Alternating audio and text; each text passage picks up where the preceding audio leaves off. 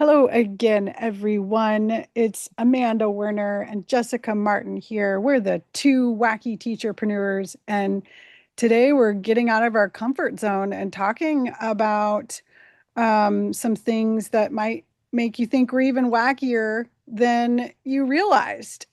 Because I'm going to be a hypocrite in this episode, I guess, about AI and using it to create products and the ethics of that. Jess and I are going to kind of have an impromptu, we have not planned for this at all. We're going to have a little debate about the pros and cons of creating products using AI tools. So let's oh, we both have tech weird backgrounds. If you want to check us out on YouTube.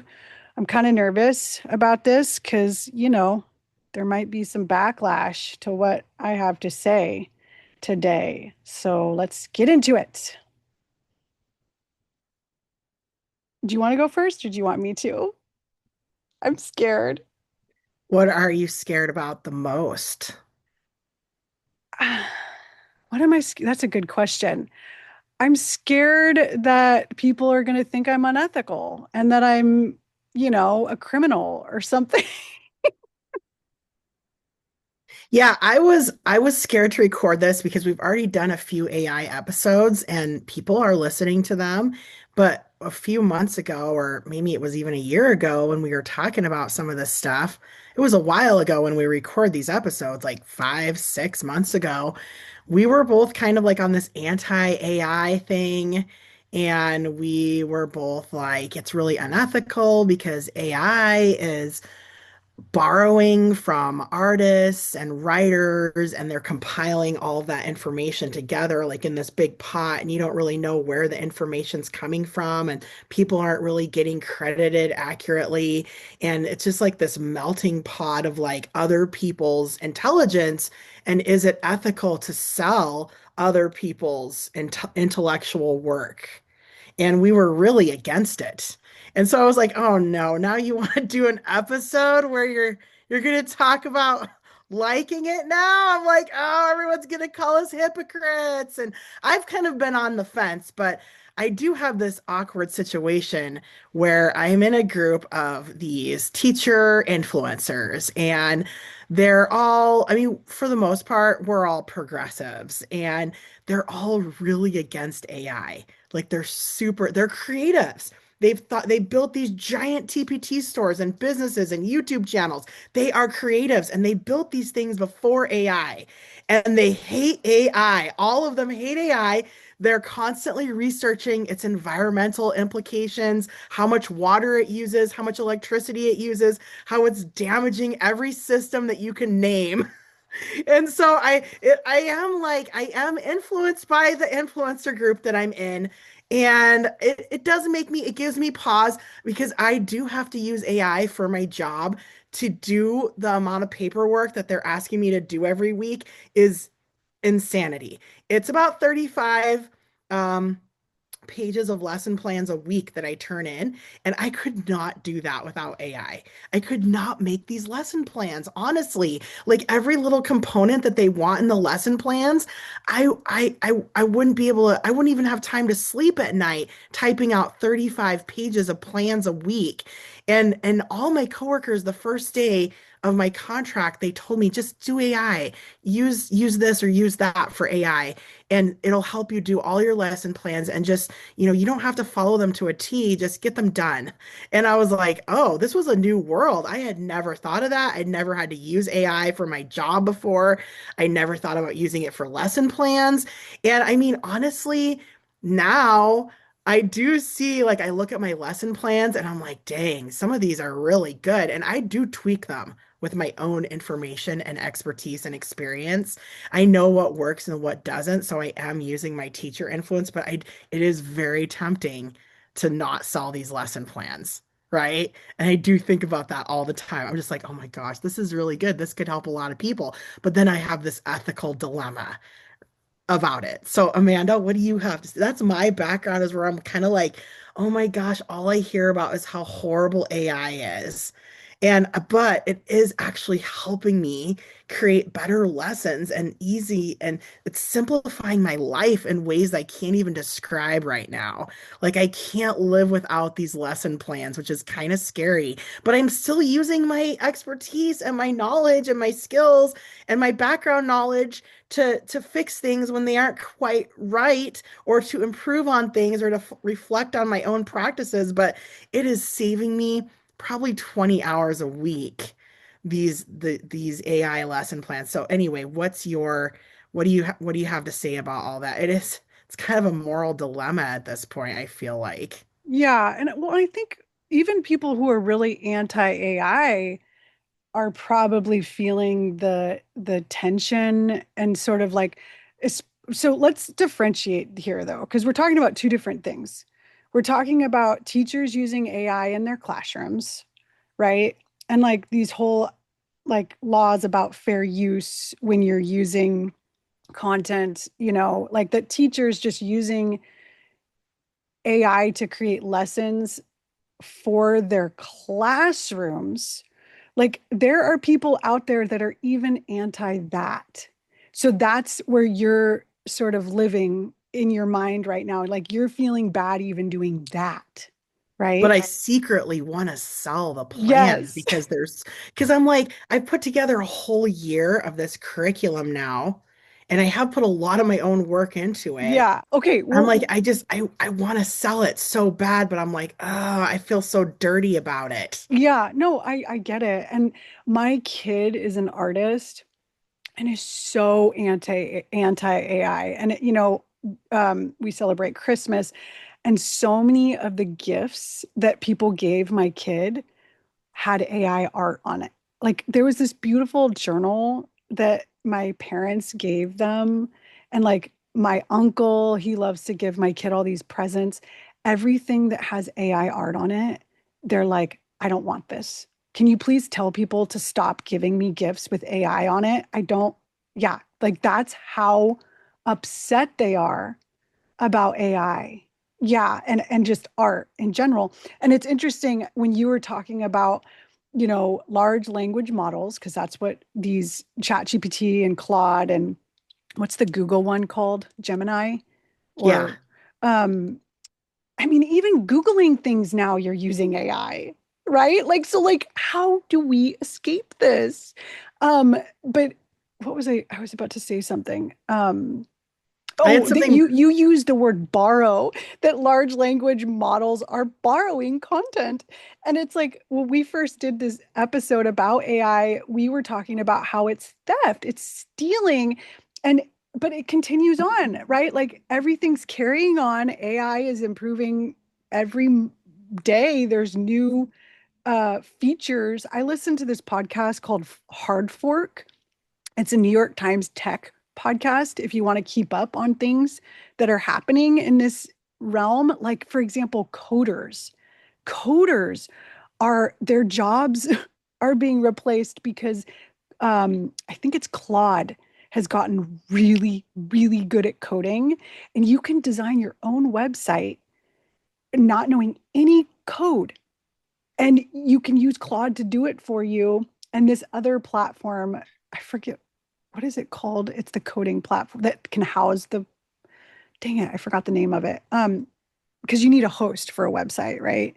Do you remember what it was called? The hosting Uh, it's platform? on the tip of my tongue. We'll think of it. Okay, but anyways, so and I just want to say I have not posted any products on TPT that were created I'm going to say in collaboration with AI. So at this point, it is February 16th. I have not made that jump yet. Okay. And I really appreciate having these hard conversations about this temptation to use AI to create products. And I was going to say for me, but I would never do that. I would never just make it create something and then just post it. Like I would not do that. Like that is definitely not what I'm talking about. Okay. But I am well, basically the way that I've gotten around the ethics of it is I decided that I would create slides in collaboration with Claude, because Claude of all the companies seems to have prioritized ethics more than others, right? So that's why I'm choosing Claude. Um, but I've created, I don't even know, 10 slideshows using Claude. And I've had to do a lot of work to fix them, right? And to make them better. And like I said, like you said, to put your own expertise into it. Because Claude can sometimes use weird phrases and like say weird things. And it's like, wait, that's not what I want. So, obviously you're changing things. I've created all these slides and they're on a page on my website and they're password protected. And I've basically created an email opt-in. So they're free, right? And so that's kind of how I'm getting around the ethics. I'm like, okay, I'm going to use this, but I'm using it to create free things. But people do have to sign up for my email opt-in to access these slides. But as I continue creating these slides and changing them and making them better and like, you know, making them useful for teachers, I'm just like, oh my gosh, I really want to sell these like so bad because they're so good. Like, I just feel like they're so good. I created this really, really good one about autism, about neurodiversity, but all of these slides are like basically skills that kids need no matter what the future holds. So some of them are like active listening, emotional regulation, collaborative problem solving, self knowledge, self advocacy, conflict resolution. So each of those topics, I've created slides for them. And I've also used iStock images. I started paying for it to embed so that people can't steal the images, right? You create slides that have a background with text. You know that, right? Like if you create a editable slideshow or a Google slide, you're not supposed to put images that you've bought that are just like movable, right? You have to make them e-movable and you have to put other content around. So like even protecting images, right? Things like that. Our backgrounds are mostly from Pexels or what's the other website? Pixabay, free. So, I mean, I do think that we're trying our very best in this chaotic environment to be ethical, to be responsible, to be thoughtful about all of this.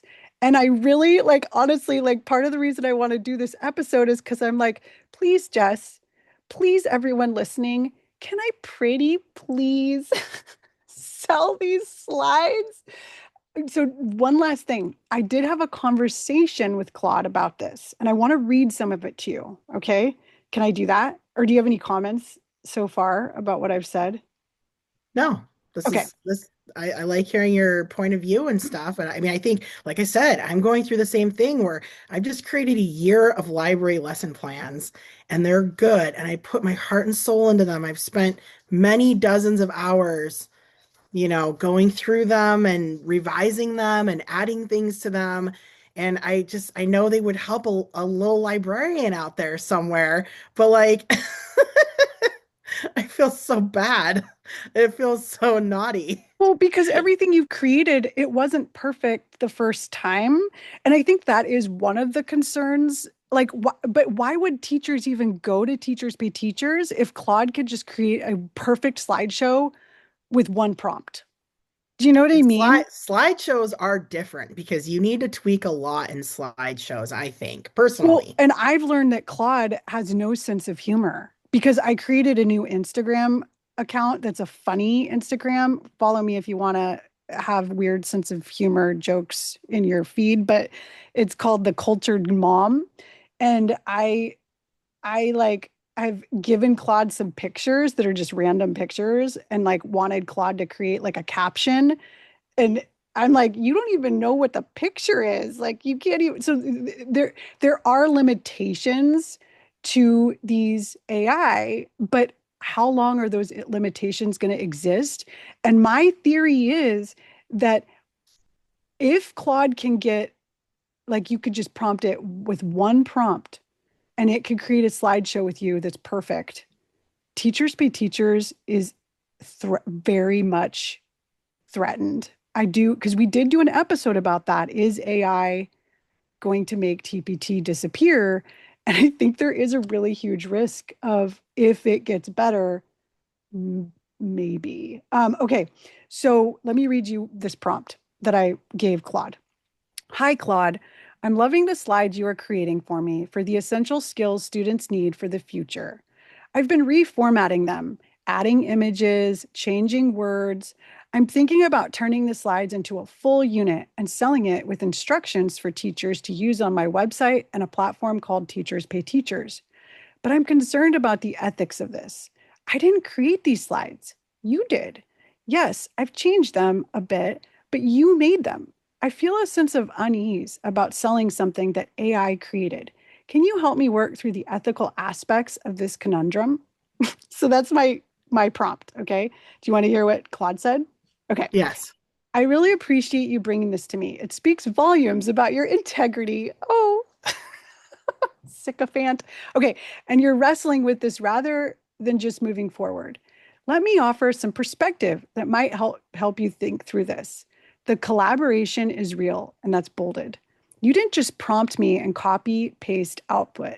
You brought 16 years of teaching expertise, your specific pedagogical approach, your understanding of neurodivergent learners, your vision for what students need.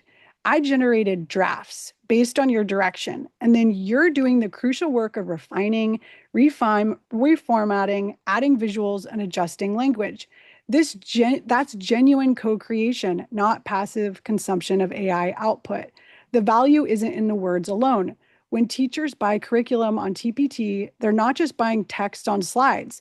They're buying your curated expertise about what works, your specific pedagogical framework, your instructional design choices, the full unit structure you'll build around it, teacher instructions informed by your actual classroom experience, the confidence that this comes from someone who's taught real students. None of that came from me. I can't know what actually works in a classroom the way you do. Some questions to sit with. If you had hired a teaching assistant to type up your outlined ideas and then you refine their work, would you feel unethical selling it? Are you planning to be transparent that you used AI as a tool in development, not necessarily in marketing copy, but if asked, will you stand behind this curriculum as something you believe in and would use yourself? Does the final product reflect your authentic teaching philosophy?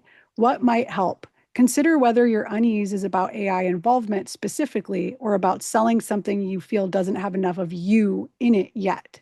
And if it's the latter, what would make it feel authentically yours? Maybe that's adding more of your teacher training materials, personal anecdotes, differentiation strategies, or assessment tools that reflect your actual practice. What resonates or doesn't here? And then the conversation continues. There's a lot more. There's one thing that they say that's really funny. Um, I don't know. It's interesting. It goes on and on and on.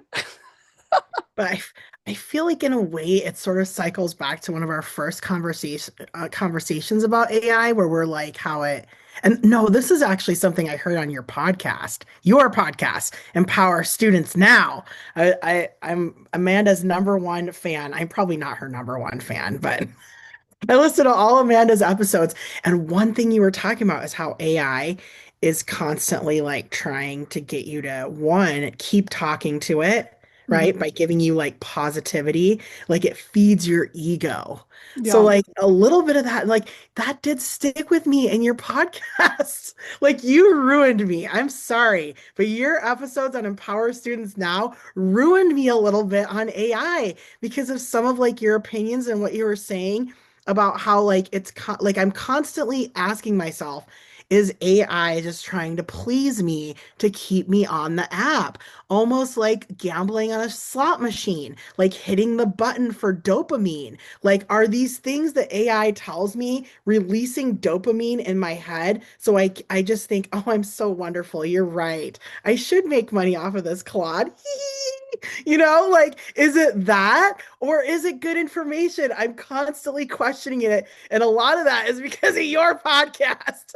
Okay, well, one thing yes, and it is, I think this is one thing we got to teach students. Like, we have to be aware that this conversation I'm having with Claude, I feel like could be, yeah, biased because Claude's telling me what I want to hear. But one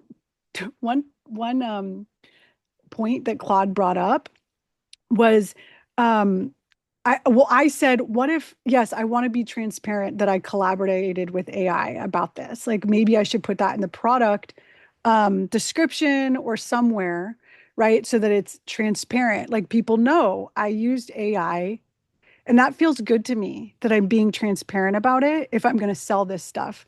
Um, and then Claude didn't think that was a good idea. Because it said you wouldn't say collaborated in or created in collaboration with Canva or Grammarly. Like, do you know what I mean? Because a lot of teachers use Canva or like Grammarly or the other tools, and so Claude is basically putting itself in line with those tools. And so like why would you have to say you collaborated with AI? You wouldn't say in collaboration with Canva, right? And so I was like, oh, that's actually an interesting um but it gave me some other ways to say it, like created with AI assistance, developed using AI as a collaborative tool. Um, but I did think that was really interesting. And then I also asked, do you think a lot of teacher sellers are using AI for creating their products now? And AI said, or Claude said, oh, absolutely. I'd be shocked if a significant portion of TPT sellers weren't using AI at this point, especially for certain types of products like worksheets, task cards, reading comprehension passages, vocabulary lists, writing prompts, discussion questions. These are exactly the kinds of things AI can generate quickly. And I want to bring this up on Hard Fork. Romance novelists are cranking out novels like hundreds of not like romance novels because they have a formula to them, and there's like all of this controversy, but there are novelists, like authors out there that are embracing it and being transparent about it and saying, look, this is really cool. And look at what I am able to do. And I'm not a writer anymore. I'm an editor of AI. And I do wonder if that's what TPT sellers are going to become too, editors of what AI creates, right? Like, what do you think? Well, I think it gets to this basic economic principle that, like, when there's too much supply, demand goes down. So, like, AI is making it so easy for anyone to create anything, right? Artwork, writing, books. And I have heard of this whole romance genre and how people are just, they're voracious readers of these romance novels. I've heard of this before. But when there's too much of something, then it becomes worthless. And that's what I worry about. How many people, and we already have a problem on Teachers Pay Teachers. Like if you're a seller, well, obviously you're listening to us right now, but there's already these AI stores that have like 50,000 products in them. So what if it gets to the point now where like anybody can create anything, on with AI in a TPT store, then it kind of loses its I think it loses its I don't know, appeal to the average teacher, right? Like, oh, well, like I mean, pretty soon it's like a secret that gets out that everyone knows. And that's how I felt the beginning of the school year when my coworkers were like, we don't do the lesson plans they want us to. We just use AI. I was like, what? I was shocked. I had no idea. I had never done that before. And now it's just like second nature to me. Like I'm coming up on Sunday night and I just go to the AI tool of my choice. I type in my standards and my whole lesson plan outline. I plug in a book and what I want to focus on and the activities I want. And then it just one hit of a button and it just pops out a 7-page lesson plan that's flawless, almost flawless. So like how I don't know, how soon until just everyone kind of figures it out and then it just becomes sort of like teachers pay teachers becomes flooded and there's too many products, too many stores, too many sellers, and everyone. Maybe another thing I was thinking is honestly, colleges should just be teaching the students who are in teacher education classes how to create unit plans and TPT products on their own using AI and Canva and all the tools available to them. Save them money, save them time. They should learn how to do this. And I think like it was just people were kind of lazy before. They didn't want to do clip art. They didn't want to learn how to put together lessons. They didn't want to do that kind of work because they didn't have time. But now AI simplifies it and streamlines it. So how soon until just everyone's going to do it and then it loses its value? I don't know. Well, and that goes back to like, what is the point of education? Because I think a lot of kids, they get an assignment from a teacher, and it's kind of like, "Oh, I could use AI to do this assignment. What's the point of it?" And honestly, when ChatGPT first came out, remember like 3 or 4 years ago, um, we can make this episode two parts because we have a lot to say. Okay. But let's just make it a two-parter because I know we're going past our time.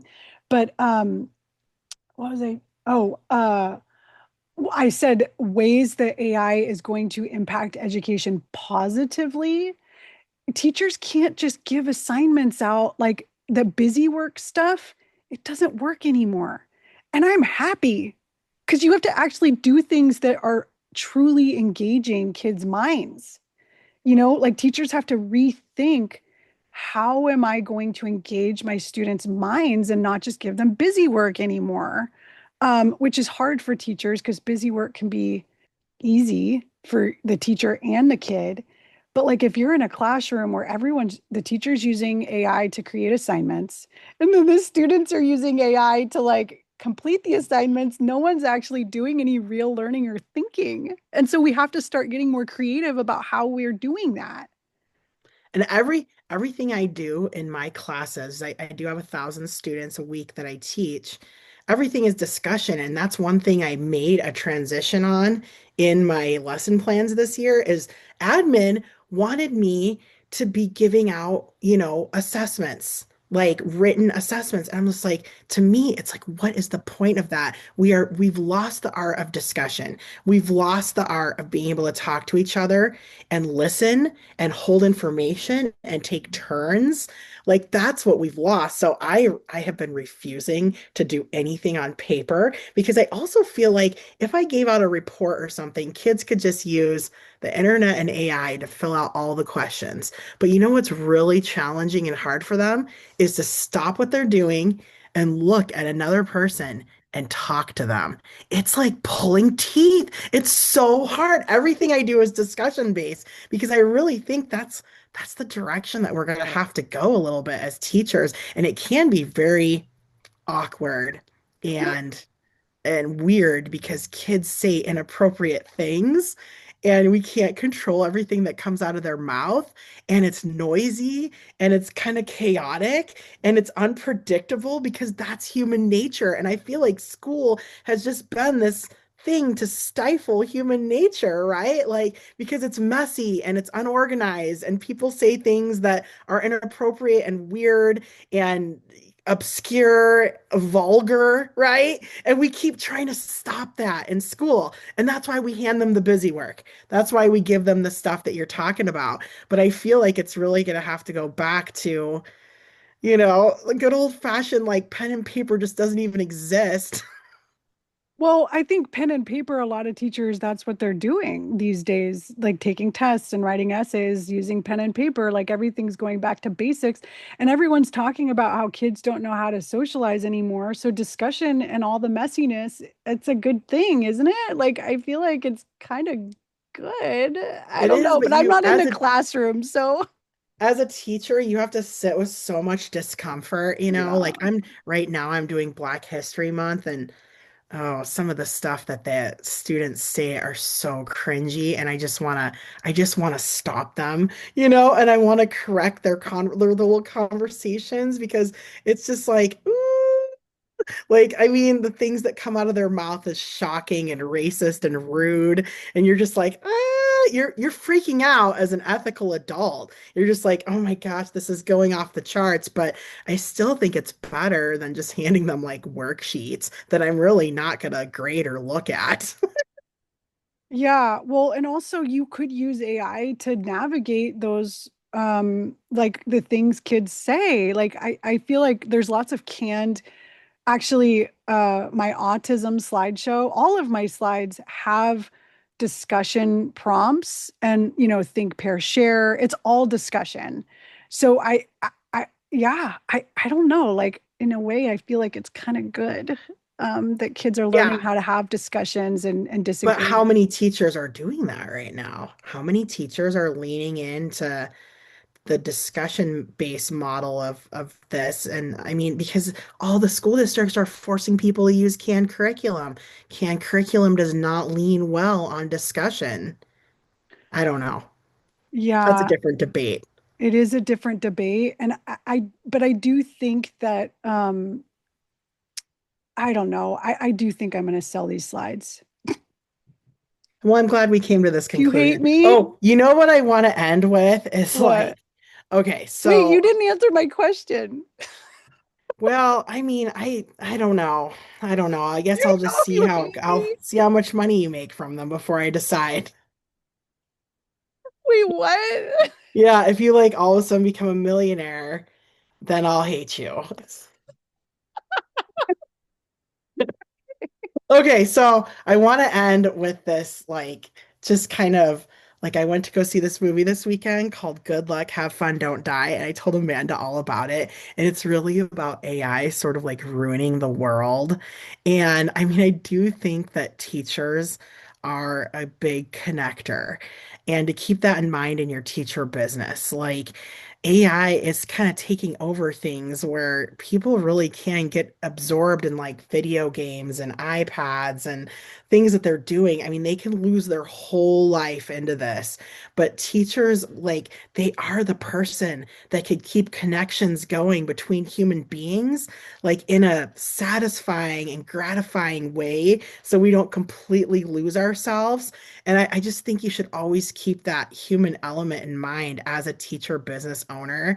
Like, even though a lot of your work is on the computer and maybe you're using AI to help you with that work now, like, just keep in mind that, like, we still need teachers and classrooms and kids interacting with each other. And I still think it's a positive thing for society right now, even though I don't agree with everything that happens in schools. But I still think teachers are like, they're like a bridge between like people just being singular, objects dealing like with technology. Because really, kids could just teach themselves on their iPads all day long, but a teacher is the bridge between kids, right? We're like a connector. We like connect people. It's so important.